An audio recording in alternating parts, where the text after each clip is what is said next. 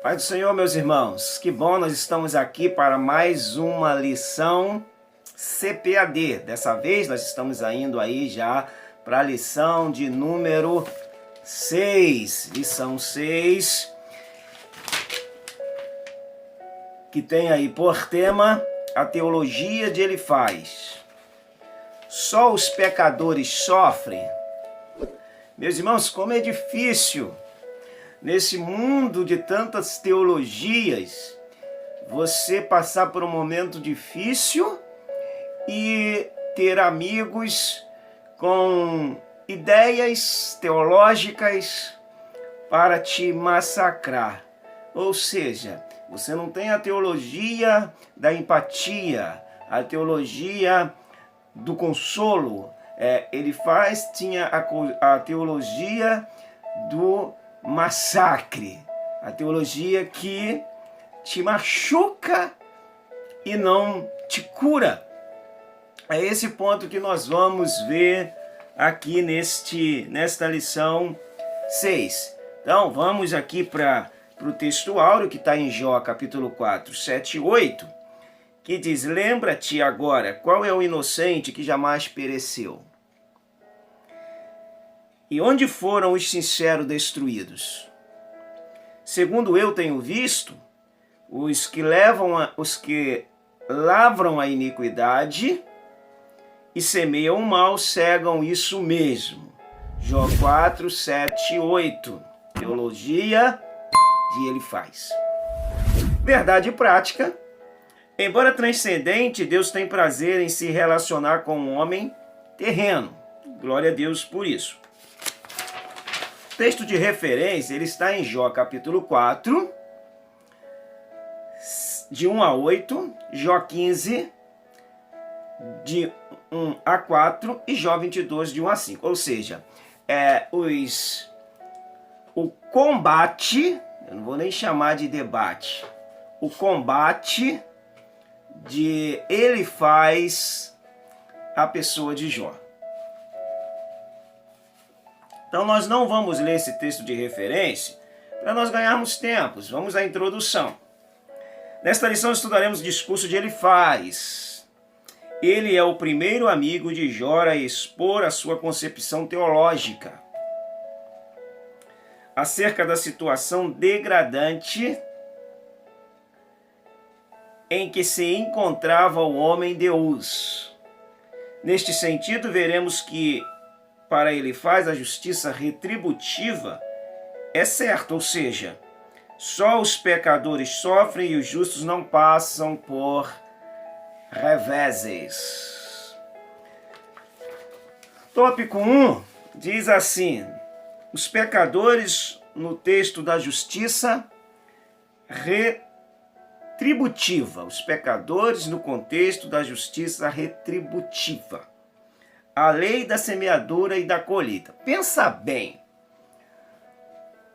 Você tem que encarar amigos que vêm de longe te visitar. Ficam sabendo do seu estado que não é bom, do seu estado que é um estado bastante difícil, uma situação que te causa agonia, conflitos internos, onde você é abandonado do seu convívio social, você é abandonado por aquelas pessoas que estão próximas a você, e aí você tem amigos que vêm de longe. Esses amigos vêm de longe para poder te ver. Quando eles chegam e percebem o seu estado, eles fazem uma coisa que é algo de muito saber. O que eles fazem? Eles se calam. E por 7 dias, eles ficam ali, talvez anestesiados, assustados, engessados, com tamanha situação daquele homem que deveria passar um filme na cabeça deles, de um homem justo, de um homem honesto, de um homem que a sociedade dava testemunho, de um homem que era um padrão de vida familiar, de vida com Deus, de vida social, de vida moral. O homem, ele era um paradigma. E eles deviam estar em 7 dias pensando por que Jó estava passando por aquilo. Pensando, matutando, depois de 7 dias, eles resolvem abrir a boca deles. Cada um com a sua teologia, cada um com o seu ponto de vista, cada um com a sua perspectiva a respeito de Deus. Napoleão Bonaparte, ele disse assim, que Deus cuidasse dos seus amigos, porque os seus inimigos ele saberia como cuidar. Olha a sabedoria de Napoleão Bonaparte. Deus, cuide dos meus amigos, me guarde deles, me preserve dos meus amigos. Quanto aos meus inimigos, deixe que deles eu sei cuidar. Por que eu estou falando isso? Porque Elifaz se dizia amigo de Jó. Amigo, como esses aqui, você não precisa de inimigo. Na verdade, na bonança, todos são nossos amigos. Agora, na adversidade, nós os conheceremos quem são os verdadeiros. Porque na bonança, nossos amigos nos conhecem. Agora, na adversidade, nós é que vamos conhecer nossos amigos. Elifaz, depois do seu silêncio, resolve abrir a sua boca. E um dos pontos de Elifaz, que é um ponto muito importante, é que ele fala a respeito da justiça retributiva. Ele fala que é certa essa teologia retributiva. Então ele toma em vista que os ímpios sofrem, mas o justo não. Os pecadores sofrem e os justos não passam por reveses. Que faz aqui o nosso amigo Elifaz. Ele toma um ponto de partida aqui, que é uma teologia própria, que é uma teologia que não se sustenta, e ele defende que o justo não sofre, que quem sofre é justamente os ímpios. Então, a lei da semeadura e da colheita, essa é a ideia dele.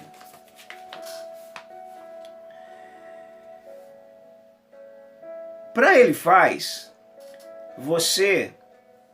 se você for justo, você não vai sofrer. Ele tinha a teologia, que era a teologia de que se você só faz coisas boas, você só vai colher o bem. Claro que você vai colher o bem. Só que no contexto humano, as tempestades, elas vão sempre bater na casa do justo e do injusto. Isso aí está dentro do contexto do ser humano. Quantos homens de Deus foram perseguidos? Quantos homens tementes a Deus, que serviram a Deus, morreram pela causa da sua fé? É claro que ele faz. Se ele vivesse hoje, ele poderia de repente ter uma teologia diferente. Ele poderia ter, porque até hoje tem pessoas no século 21 com essa mesma teologia de Elifaz, atribuindo as adversidades do ser humano justamente a situações que ele praticara. o que ele faz acusa Jó é de ele ser um homem justo, de ele ser um homem que está em ato pecaminoso, e por isso Deus está punindo ele. Deus está retribuindo a ele segundo as suas atitudes, que seriam atitudes pecaminosas. É essa a ideologia, a teologia de Elifaz, que até hoje tem pessoas com o mesmo discurso, com a mesma teologia, não sabendo ponderar as situações. E quando vai conversar com um amigo que está num momento difícil, ao invés dele ter uma palavra que branda, uma palavra que acalma, ele vai direto com as palavras de acusações e quer saber o porquê daquela situação. Essa é a teologia de Elifaz. Então pondera a sua teologia aí, pondera aí o seu ponto de vista, porque é importante que você passe para a sua classe que se há alguém ali com essa teologia, com esse ponto de vista, que começamos a mudar a nossa mente, vamos perdoar o nosso irmão Elifaz, porque ele não tinha tanto discursos teológicos, ele não tinha uma Bíblia para que ele pudesse ler, examinar e compreender e ponderar essas situações. Hoje nós temos. Então hoje não há por que nós ficarmos acusando o A e B por um momento difícil da pessoa, alegando que é a teologia retributiva, que ele está recebendo os males por praticar ações males ou ações pecaminosas. É bom você, como professor, trazer à tônica isso aí para a sua turma. A situação má, ela vem para o justo e para o injusto. Atenta isso para a sua turma, para que haja uma desconstrução mental dessa teoria que está enraizada, e desconstruir essa teologia de Elifaz com retroescavadeira, porque não dá para desconstruir com uma marreta. Então, tonifica bem esse assunto, para que possa ser desconstruído essa teologia da nossa mente. O homem colhe o que plantou, é o que ele fala.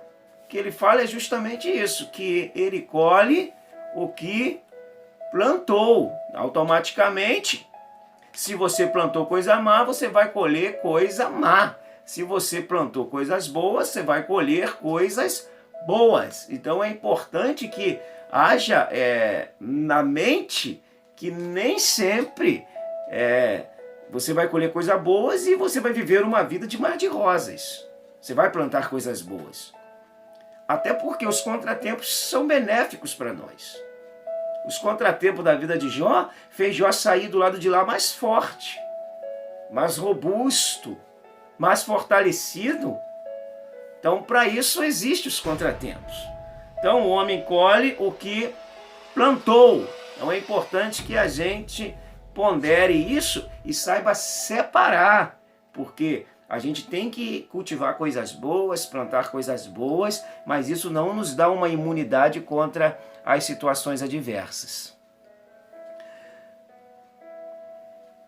O que ele queria era que Jó assumisse que ele estava realmente em pecado. O que ele queria era que Jó se expôs e falasse, não, eu estou mesmo em pecado, eu estou fazendo isso aqui, é porque eu pequei, é porque eu errei, é porque eu fiz isso, isso e isso. Era uma pressão psicológica para Jó confessar algo que ele não havia feito. É bem presente isso nos nossos meios, no nosso meio. E aí vem aí a queixa de Jó. Vem a queixa de Jó. Em sua defesa, Jó se contrapõe à teologia de Elifaz. Essa teologia era a base de como se imaginava o universo governado por uma lei moral de causa e efeito. E há uma recompensa para os bons e punição para os maus.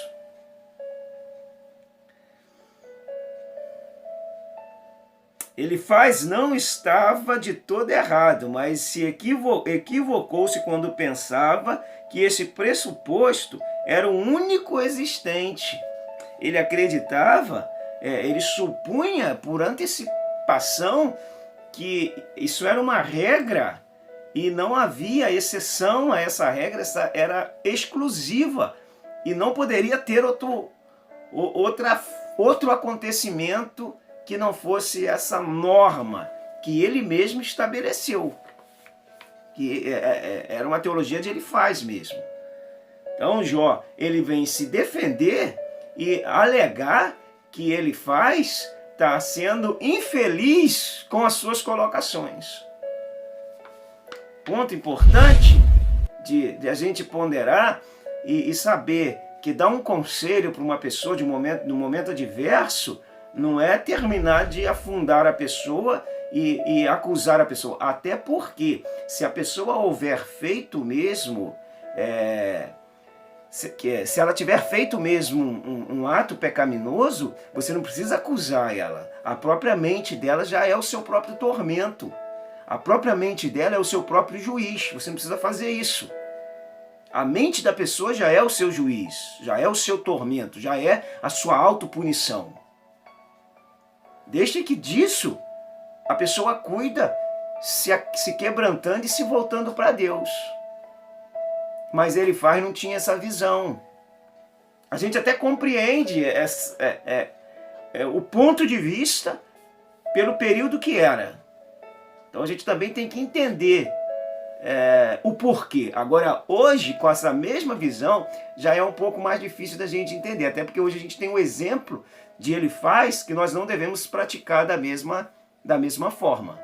A gente precisa ter empatia pelo nosso semelhante que está passando um momento difícil. Então vamos aqui, Jó se queixa os pecadores no contexto da tradição religiosa, uma ortodoxia engessada. Em seu segundo discurso, Elifaz argumenta que as palavras de Jó são uma ameaça ao dogma religioso aceito. E tu tens feito vão o temor e diminuis os rogos diante de Deus. Assim, se Jó estivesse certo, a religião tradicional que sempre ensinou a prosperidade dos bons e o sofrimento dos maus estaria errada. Ou seja, ele diz que Jó tem uma estagnação mental, que Jó tem uma ortodoxia engessada, porque a visão dele, vamos lá, a religião tradicional que sempre ensinou que a prosperidade dos bons e o sofrimento dos maus estaria errada. Nesse aspecto, Jó era uma ameaça àquela forma de pensar. Ou seja, Jó está quebrando um princípio com a sua própria prática de vida que eles defendiam como uma ortodoxia. O justo não sofre. É a teologia da prosperidade embutida aqui. Aquela mesma teologia do ponto de vista da mulher de Jó. Tá, já que você não tem mais nada para fazer, morre. Parte, vai embora. É a mesma teologia. Teologia da barganha. Você serve a Deus para Ele te dar. Teologia do interesse. Você serve a Deus para você ser abençoado. Como se bens materiais fossem evidências de uma vida com Deus. É importante esse assunto para ser refletido, principalmente hoje, onde nós temos uma teologia descentrada da palavra de Deus. Vamos aqui ao 2.2. Uma ameaça à tradição religiosa. A partir do versículo 7 do capítulo 15, ele apela para a tradição religiosa como forma de validar o seu princípio teológico. Que sabes tu que nós não saibamos? Que entendes que não haja em nós? Também há entre nós escarnecidos, encanecidos e idosos, muito mais idosos do que teu pai. Segundo Elifaz, ainda que fosse um homem sábio, Jó não era mais sábio nem mais antigo do que o dogma que ele estava negando. Desconstruir uma teologia construída na ideologia humana é quebrar orgulho, é quebrar sentimentos de uma teologia que foi pregada por muitos anos.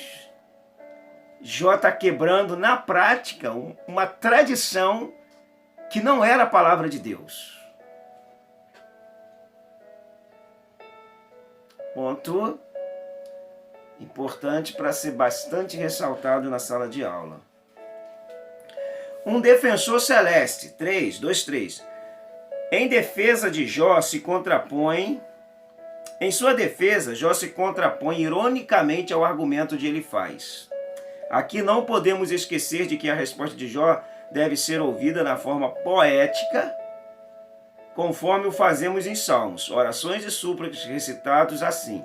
Isso evita um literalismo rígido que empobrece o sentido do texto, enquanto este é poético e, consequentemente, transforma Jó em um sacrílego. Nesse texto, Jó reclama, mas não blasfema contra Deus. No capítulo 13, eu estou aqui aberto, no versículo 5, Jó desejou que seus amigos, que no 16:1 ele chama de molestas, tivessem permanecido calados. E ele diz assim, se tão somente ficassem calados, mostrariam sabedoria. Porque há um adágio popular que diz que a palavra é de prata, mas o silêncio é de ouro. Olha o que Jó diz. Se tão somente ficassem calados, mostrariam sabedoria. Tem hora que falar é tolice. Por isso que Salomão disse, até o tolo, quando se cala, é tido por sábio. Há momento de calar e há momento de falar. Se eles ficassem calados, teriam demonstrado tamanha sabedoria, mas resolveram abrir a boca. E aí, demonstraram o quanto eram tolos e o quanto não conheciam as coisas de Deus. Filosofia e teologia própria, fora de um chão sólido daquilo que Deus conceitua. Então vamos aqui, os pecadores diante de um Deus infinito. Deus não se importa com quimeras humanas. Em seu terceiro discurso, ele apela para a transcendência divina ao atacar Jó, a grosso modo. A grosso modo, a transcendência diz respeito ao conjunto de atributos do Criador que ressalta a sua superioridade em relação à criatura. Significa que Deus está acima da criação e não é limitado por ela. Então realça, portanto, a infinitude divina em contraste com a infinitude humana. Para Elifaz, o sofrimento de Jó era um atestado de que ele havia pecado. Pior do que o problema que você já tem são os acusadores que aparecem para apontar, muitas das vezes, apontar de modo indevido. Por isso que no 16:1, Jó fala, vocês são amigos molestas, vocês são amigos que maltratam. Por isso que eu repito a frase de Napoleão Bonaparte. Deus, guarda-me dos meus amigos, porque dos inimigos eu mesmo me protejo. A coisa é muito séria. Então vamos aqui, ó. Deus caminha com os homens. Nessa parte da poesia de Jó, ele expõe os argumentos de forma mais clara. Ele demonstra que nunca negou a transcendência de Deus como ele faz, que quer dar a entender. Ele reconhece que Deus é excelso e pode fazer o que o intenta. Jó sabia que Deus poderia fazer coisas boas e permitir coisas boas e permitir coisas ruins. Por isso que quando ele vai para o pó e ele diz assim, e a sua mulher pede que ele amaldiçoe no capítulo 2, ele diz assim, receberíamos os bens de Deus e não poderíamos receber os males? Nu saí do ventre da minha mãe, e nu retornarei para lá. Deus me deu e Deus tomou. Bendito seja o nome do Senhor. Entendendo a soberania divina. Há um propósito, e Jó percebeu isso e aceitou passar por aquele momento. Porque hoje tem a teologia do determinismo. Eu determino, eu não aceito, o que também não tem respaldo e não tem base. Porque muitas das vezes estamos passando por momentos e é Deus trabalhando em nós para trabalhar através de nós. Então, cuidado com essa teologia do determinismo. Eu não aceito, eu determino, tem que acontecer. Nós não somos deuses, não somos deuses júnior. Há uma grande safra de deuses júnior. Eu sou o Deus júnior. Nós não somos, continuamos sendo vaso de barro. E para nós encerrarmos, estudamos o pensamento teológico de Elifaz, um dos amigos de Jó. Para ele, só os maus sofreriam os infortúnios da vida. Então, fica atento aí, porque os infortúnios da vida, só para lá e só para cá. Os infortúnios da vida passa pelo justo e passa pelo injusto. A única diferença é que nós sabemos como lidar com essas situações. Porque temos um Deus que nos conforta e nos sustenta. Que Deus abençoe a sua vida. Não se esqueça de deixar aí o seu comentário. Não se esqueça de deixar aí o seu joinha aí, o seu amei. Aperta o sininho aí, se inscreva no canal para que você possa receber as novas notificações. Então fica aí o meu abraço, um beijo no seu coração, boa aula aí no domingo. Não se esqueça de orar e de buscar a Deus e entregar a sua vida e a vida dos seus alunos nas mãos do Senhor. Peça a Deus para que Deus abra a mente e o entendimento deles, para que a palavra entre e ache a liberdade e saia do verbo para a prática, porque esse é o maior objetivo da palavra de Deus. Não adianta conhecermos se não praticarmos. Deus abençoe a sua vida. Até a próxima. Fica com Deus.